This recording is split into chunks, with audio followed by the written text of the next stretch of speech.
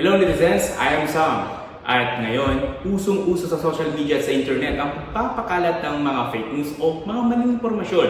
Pero, fake news nga lang ba ang tawag dyan? Halika, samahan mo ako sa episode na to at pag-uusapan natin ng iba't ibang uri ng mga maling impormasyon. Dito lang sa Dapat Alam Mo. Fact check!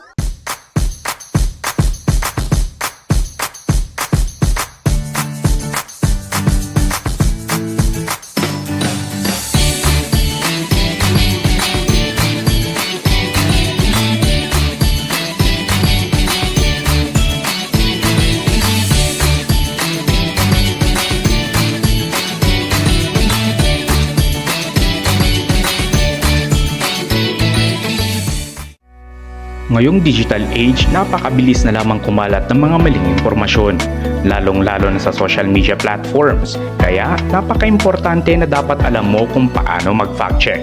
Una sa ating pag-uusapan ay ang imposter content.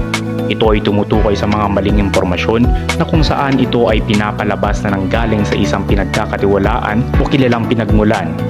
Ang uri ng maling impormasyon na ito ay kadalasang gumagamit ng mapanlinlang na paraan upang ito ay magmukhang lehitimo o may otoridad. Ito ay kadalasan nanggagaling sa mga peking social media accounts, peking website ng balita o mga scam na email. Isa din ang fabricated content. Ito ay tumutukoy sa mga gawa-gawang impormasyon na walang basehan.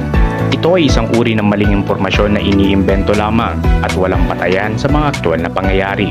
Halimbawa nito ay mga pagpapakalat ng chismis na naglalaman ng hindi kumpirmadong impormasyon na maaaring magdulot ng takot o kaguluhan sa mga tao. Ang fabricated content ay maaaring magdulot ng malawakang kalituhan o maaaring gamitin sa mga masasamang layunin tulad na lamang ng pang-aabuso, panloloko o pagbebenta ng mga pekeng produkto. Panghuli ay ang manipulated content. Ito ay tumutukoy sa anumang uri ng media tulad ng mga larawan o video o iba pang elemento ng multimedia. Ito ay inedit, binago, inalis ang ibang bahagi upang magkaroon ng ibang kahulugan o magdulot ng maling interpretasyon.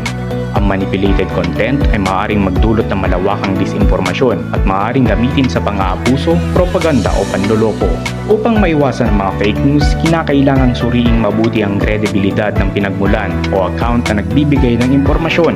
Hanapin ang mga beripikadong profile o mga kilalang organisasyon ng balita.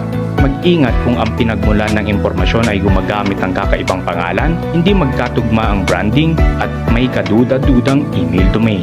Upang makasiguro, maaaring maghanap ng parehong impormasyon sa iba't ibang mapagkakatiwalaang source o pahayagan. Upang patunayan ang mga larawan, maaaring gamitin ang Google Reverse Image Search. Makakatulong ito upang malaman ang orihinal na pinagmulan ng larawan, kung ito ba ay totoo o kung ito ay na-edit. Ang mga hakbang na ito ay mahalaga upang mapanatili ang kahusayan sa pagpa-fact check ng mga impormasyon, lalong-lalo na sa panahon ngayon na kung saan napakabilis na lamang ang pagkalat ng mga maling impormasyon.